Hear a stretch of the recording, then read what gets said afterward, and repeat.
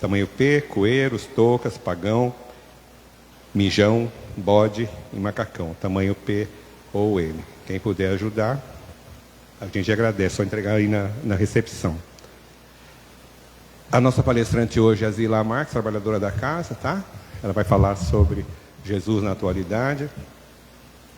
E eu queria comentar com vocês, né? Nós temos aqui o trabalho com os assistidos, né? Os sem-teto, que todo dia do ano, dia 1 de janeiro ou 31 de dezembro, a gente os recebe aqui para troca de roupa, banho, né? E a gente pede sempre doação de material de higiene, principalmente.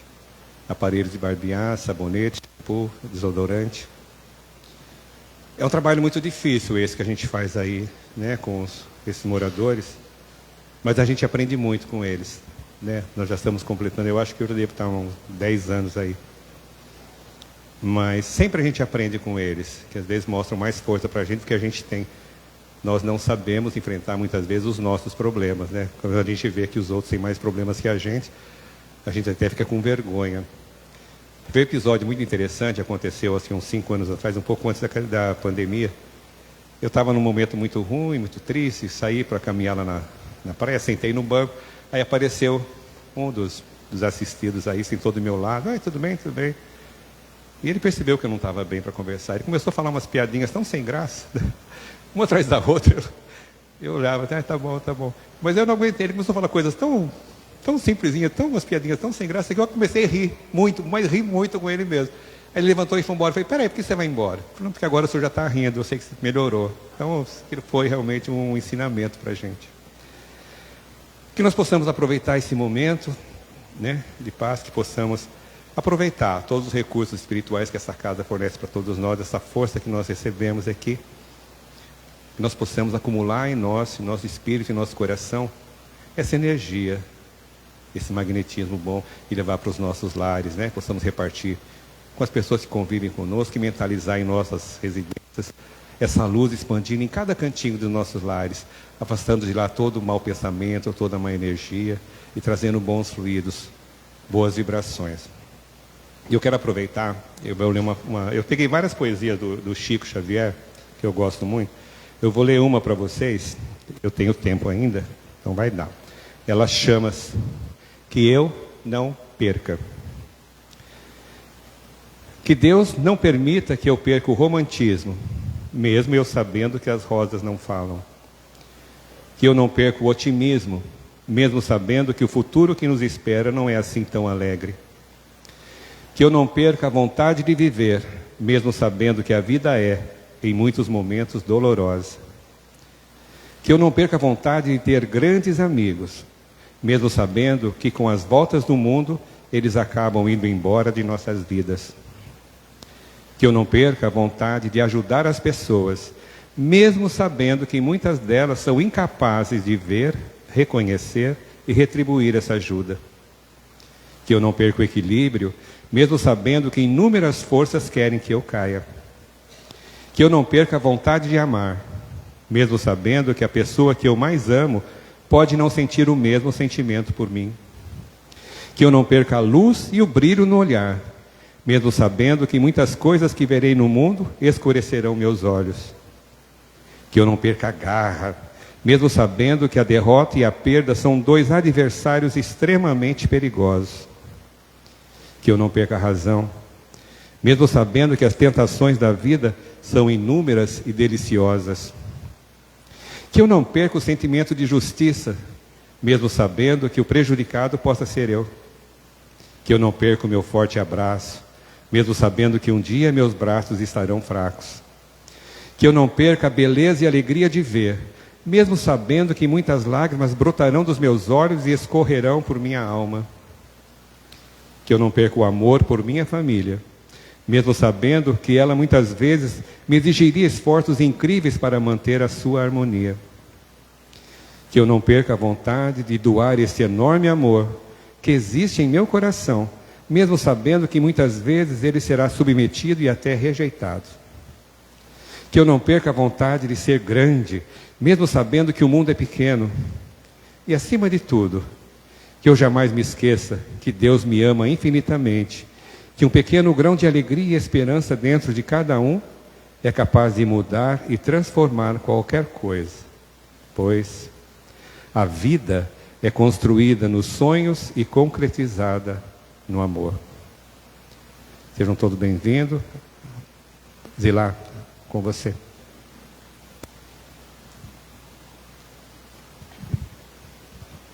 Boa tarde a todos.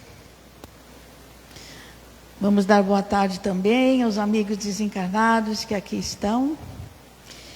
E que Deus possa abrir as nossas mentes, nosso coração, para a lição do Evangelho de hoje, que é muito importante.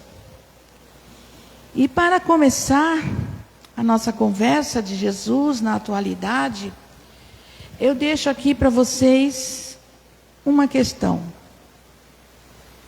Imagine se Jesus viesse aqui e agora.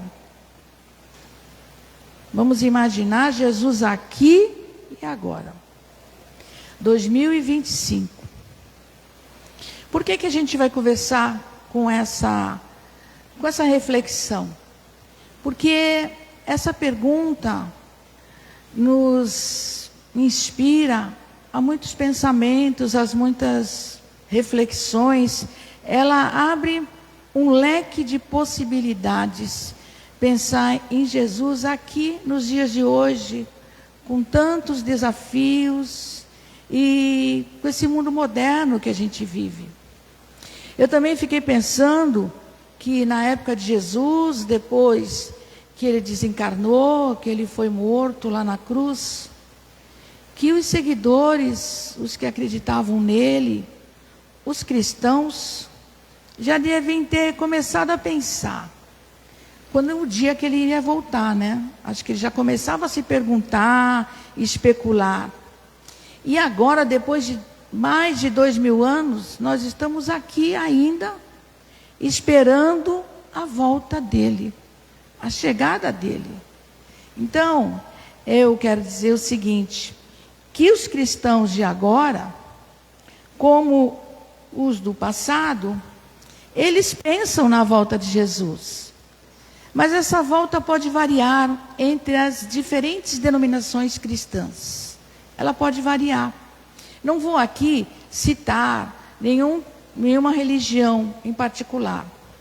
Mas vamos pensar no seguinte. Se naquela época ele já começava a pensar na volta de Jesus, hoje mais do que nunca, com a Bíblia, com tantos livros religiosos, a questão aumentou. O pensamento e o desejo dessa volta aumentou muito. Então tem um grupo que pensa no seguinte. Ele fala que a volta de Jesus vai ser no juízo final. Quando estiver lá no final, Jesus vai chegar e vai fazer aquele julgamento. Todos serão julgados, vivos e mortos. Uns serão julgados e vão direto para o céu.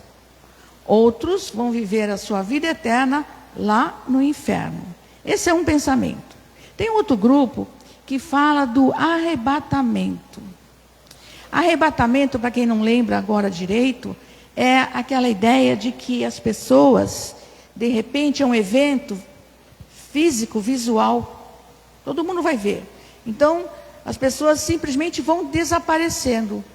Duas pessoas estão conversando, marido e mulher, por exemplo, e a mulher desaparece na frente do marido.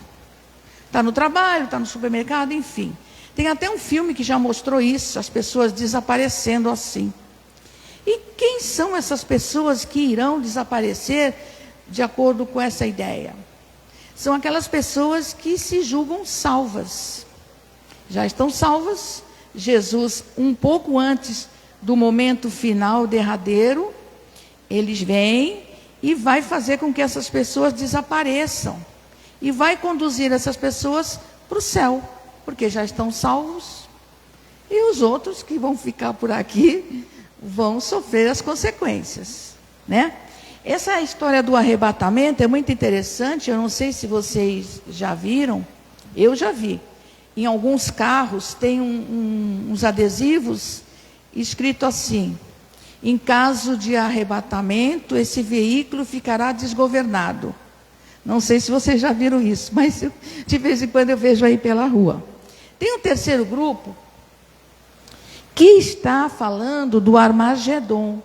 O que é o Armagedon? É o Apocalipse, é a guerra final entre o bem e o mal. Para esse grupo que espera o Armagedon, ele já acredita que Jesus já voltou, já reina soberanamente e só está aguardando esse Armagedon para ver a transformação do planeta. Então vem essa guerra final, esse apocalipse, essa coisa toda que vai acontecer, que vai destruir tudo e depois o planeta será transformado. E tem um quarto grupo que fala que a volta de Jesus, essa segunda vinda de Jesus, é uma vinda simbólica, espiritual. Não é nada visual, ninguém vai ver nada. Não é uma pessoa que vai voltar. Simplesmente essa volta, nós vamos perceber a volta quando as pessoas começarem a agir de forma diferente. Pelo amor, pela compaixão, pela fraternidade. Aí a gente vai ver essa mudança. Muito bem. Então, eu digo para vocês o seguinte: vocês já pararam para pensar nisso? Essas 4 situações que eu coloquei de pensamento, de retorno de Jesus e segunda volta, vocês já conseguiram assim se identificar com alguma dessas? Será que se identificaram com todas, com apenas uma ou com nenhuma? O importante hoje é assim: algumas pessoas, quando falam de Jesus, quando pensam em Jesus, pensam naquele Jesus histórico, naquele homem que veio aqui de túnica, que andava de chinelos, que deixou seus ensinamentos, que está comprovadamente, né, a vinda dele está comprovada pelos meios científicos, que deixou ensinamentos e que desencarnou, morreu na cruz, ensinamentos bonitos, importantes, mas parece que ele está um pouco distante. A gente não é acessível a ele. Mas a proposta de hoje é justamente o contrário. É provar, sim, que aquele homem que esteve aqui, que ele deixou muitos ensinamentos, e é para a gente aproveitar esses ensinamentos. Mas agora, com uma visão mais moderna. Vamos pensar num Jesus mais moderno. Então, vamos pensar agora num Jesus aqui de jeans, camiseta, mais moderninho. Como ele sempre desafiava as convenções em prol do bem maior, não é difícil imaginar que ele agiria agora com coragem e ousadia, diante das injustiças e das necessidades do nosso tempo. Ele não iria mudar, ele continuará sendo a mesma pessoa, né? Diante das injustiças e das necessidades das pessoas. Jesus talvez se envolveria em causas sociais, ajudando os mais vulneráveis, combatendo desigualdades e promovendo a paz. Também não é difícil da gente imaginar isso, né? Por exemplo, diante da corrupção em todas as áreas, ele ia dar, né, o seu teco ali, ele ia falar sobre o assunto. Diante da corrupção, diante de injúria, o problema do aquecimento global, com certeza ele ia falar alguma coisa sobre isso. Então, vamos aqui imaginar Jesus agora, nos tempos atuais, vendo o quanto os idosos necessitados de amparo, de carinho, de atenção. Jesus certamente, ele estaria ali, ó, no asilo, praticando a caridade e a solidariedade. Também podemos pensar no Jesus vendo a necessidade das mães desamparadas que sofrem violência doméstica, nas crianças tão necessitadas. Onde estaria Jesus? Junto dessas pessoas. São pessoas necessitadas, com dificuldades, com violência ou sofrendo abandono. Certamente ele estaria ali também. Vamos pensar agora nos enfermos, nos doentes, aqueles que têm doentes do corpo físico, doentes da alma. Jesus estaria também junto ao médico, não é? Dando consolo, força e cura. Um outro ambiente também que poderemos pensar é Jesus ali, na penitenciária, nos presídios. Por que ele estaria ali? Porque Jesus, ele vê as pessoas não pelos erros, e sim pelas possibilidades de mudança e de renovação. Então, certamente, Jesus estaria ali. E aí vamos pensar no seguinte, nas lições de Jesus. Ele ensinou que o perdão é libertador. O perdão, ele é libertador para aquele que perdoa e para aquele que é perdoado. Porque o que Jesus nos ensinou?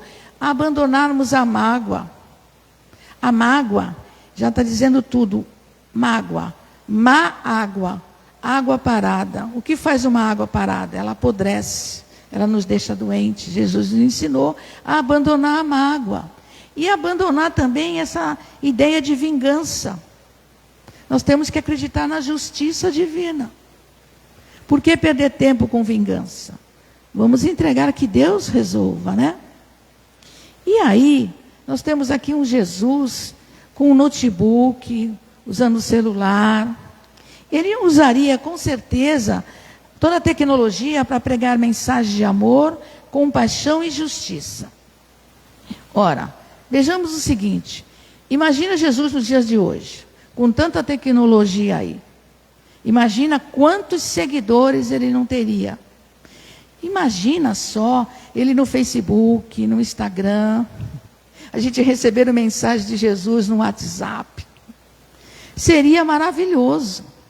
Na verdade, até a gente recebe algumas mensagens boas pelo WhatsApp, que eu acho que também tem a mãozinha de Jesus aí. Mas quantos seguidores ele teria? Será que isso não seria um problema? Como há 2000 anos atrás, ele poderia enfrentar resistência, incompreensão e até rejeição por parte de quem não compreendesse ou não quisesse aceitar as suas palavras. Com tantos seguidores, vocês acham, né? Não acham que ele seria perseguido? Atacado? Atacado, sim, atacado.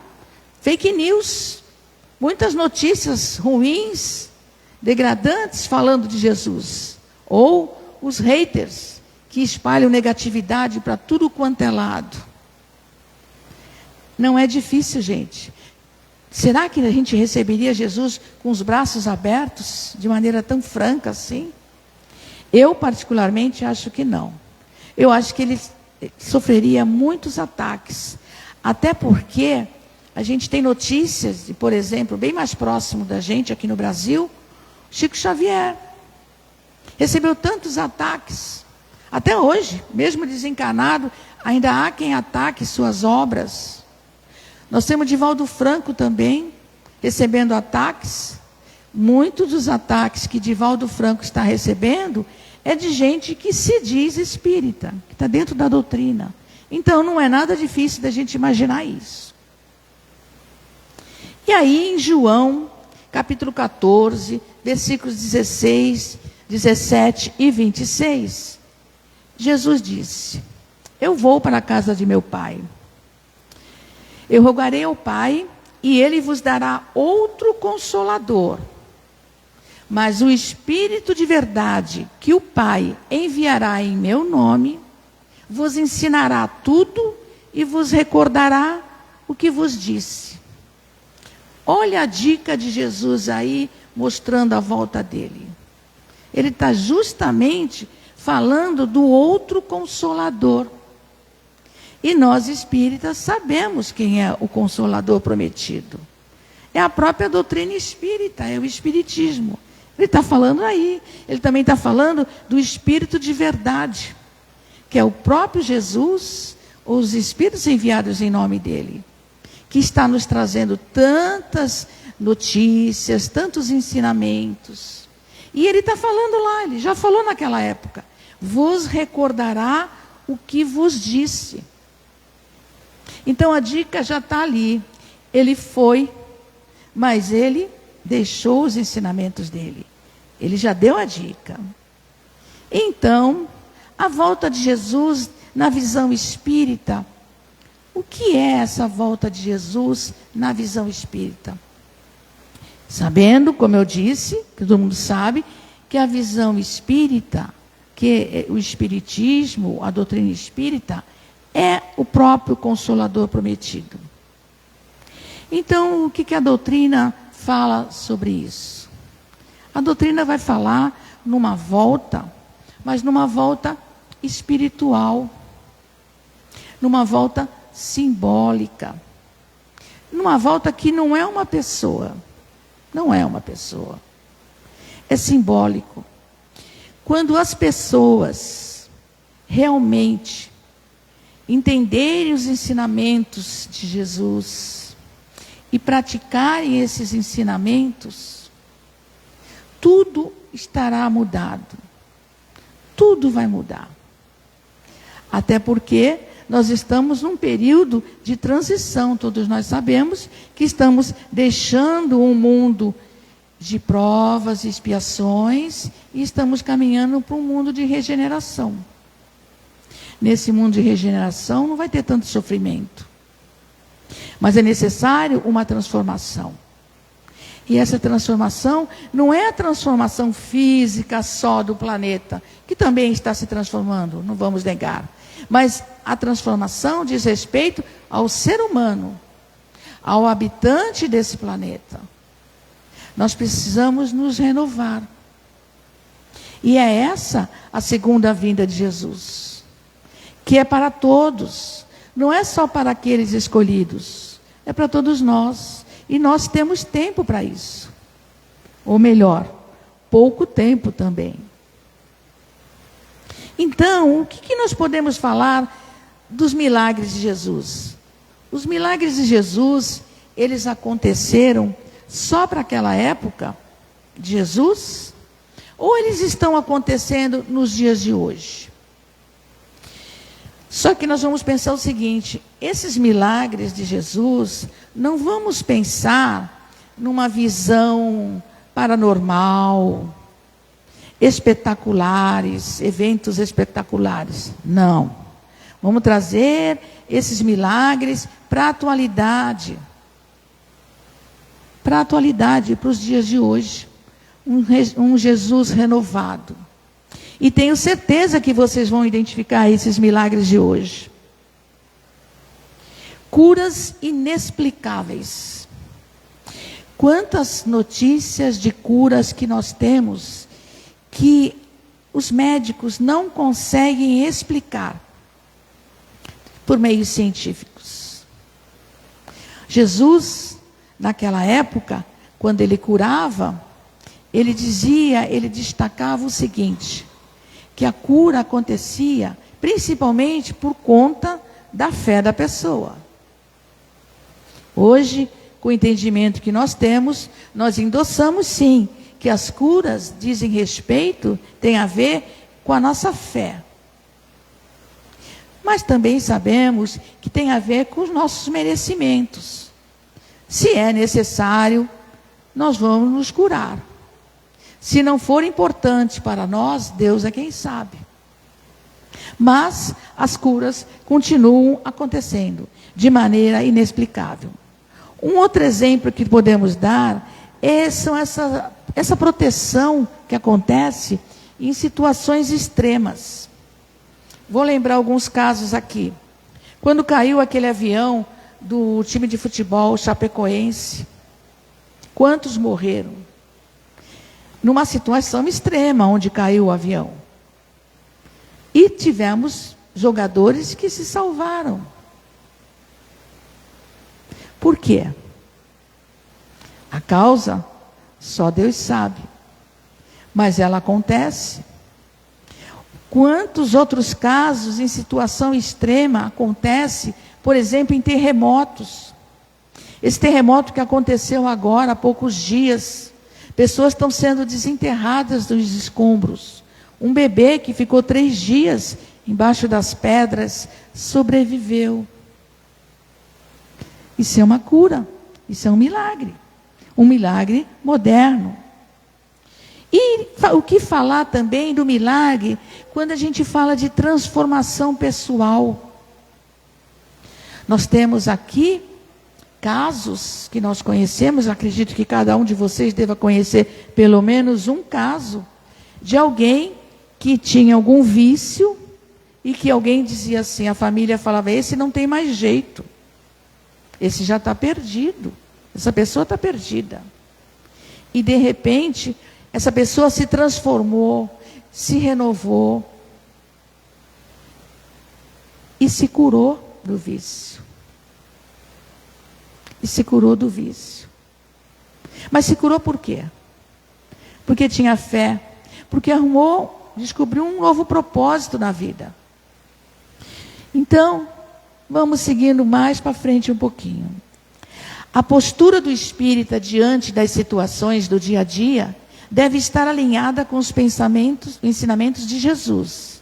Amor, caridade, humildade e busca constante pelo bem. Essa postura tem a ver com a nossa mente e o nosso coração. Que, como eu disse lá atrás, essa volta de Jesus tem a ver com a nossa mente e o nosso coração. Se a gente resolver mudar, as coisas vão mudar ao nosso redor. Então vamos ver como nós podemos seguir os passos de Jesus. Com diálogo, paciência e perdão. É difícil, mas a gente tem que tentar. Gratidão pelas bênçãos da vida. O Abel aqui começou a falar hoje sobre dificuldades que todos nós temos, que às vezes a gente acha que a nossa dificuldade é maior do que a do outro.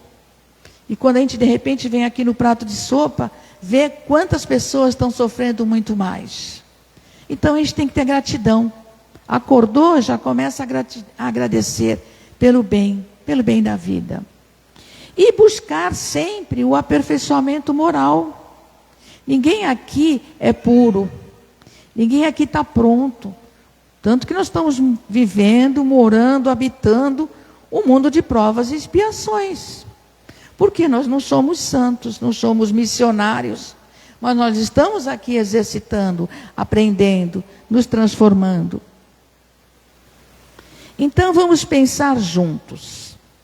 Se Jesus estivesse aqui e visse toda essa bagunça que é esse planetinha azul, não tem um canto do planeta onde não haja uma bagunça. Como também não tem um espaço do planeta onde não haja pessoas boas, é claro. Mas se Jesus viesse aqui e arrumasse toda essa bagunça, vocês acham que ia resolver? Arrumasse hoje, gente, no dia seguinte já estava tudo bagunçado de novo. Por que será?